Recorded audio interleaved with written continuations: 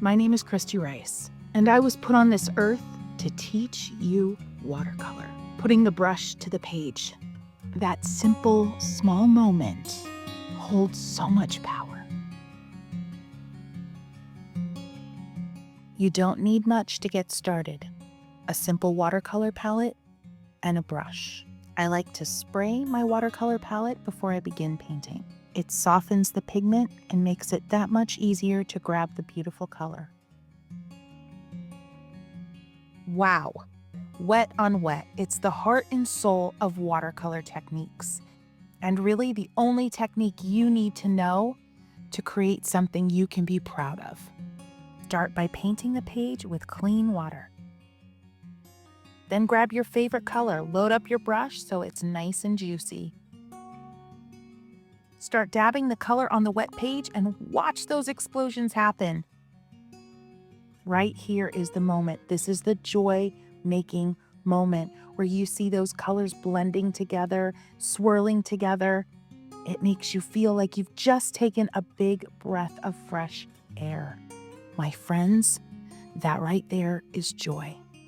And it's yours now. We're not really painting anything specific, just having fun with color and water on the page. And now we're going to try something a little different, but similar. I want you to start painting a small water square on your page. Just clean water in the shape of a casual square.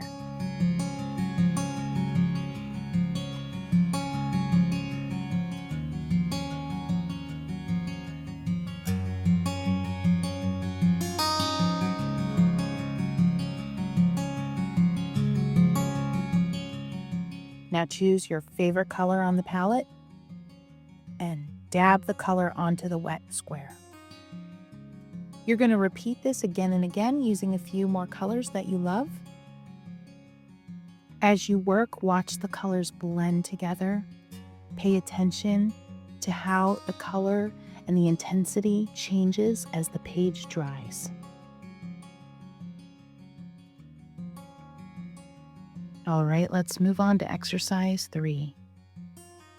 It's very much the same as the last, but with more intense color. Starting with this violet, then to red, orange, yellow. Just move on down your palette and just overlap those wet colors a little bit, just enough so they start to blend into one another. Don't fuss with them, just let them do their thing, let those colors mingle. You can add a little extra clean water to help that mingling along. Doesn't this feel amazing? Here's a little slow-mo action for you so you can really see those colors mingling. This is the magic. This is what everyone is so enamored about when it comes to watercolor. It moves on the page. Yeah. You're painting now.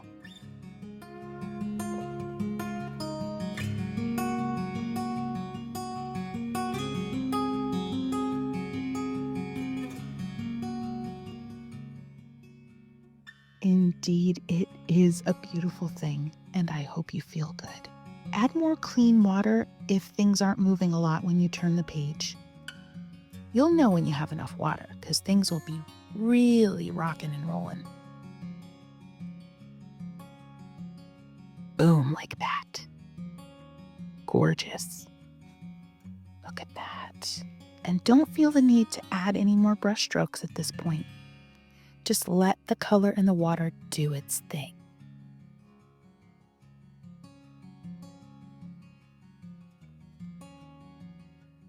All right, let's paint a flower. Pressing down with that brush. 2 brush strokes right next to one another make a full leaf. Do it again.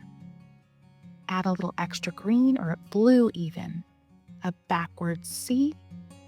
And we're just going to swirl around, starting with a red. Kind of create a lazy C to start and swirl around with the tip of your brush. Everything's wet, so remember you can add color at this stage. Continue to add leaves. And you painted a flower. Look at that. You did it. Nothing about what you did today with watercolor was meant to be perfect. The point of today was for you to be present. And you were. And it feels so good, doesn't it?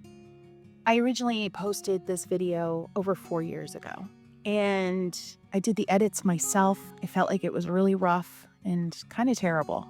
But the watercolor curious of YouTube told me differently. I've since taken the time to respond to every single comment on that video and read every single story. And the beautiful summary goes a little something like this. I have no skill. I have no talent. I've never touched watercolor before. I haven't painted in decades. My father used to paint. I felt like you were sitting next to me, holding my hand, giving me the confidence to maybe try this thing again. And it made me realize when I decided to recreate this video that the world needs watercolor. The world needs simple, sparse moments that seem too simple to possibly be valuable.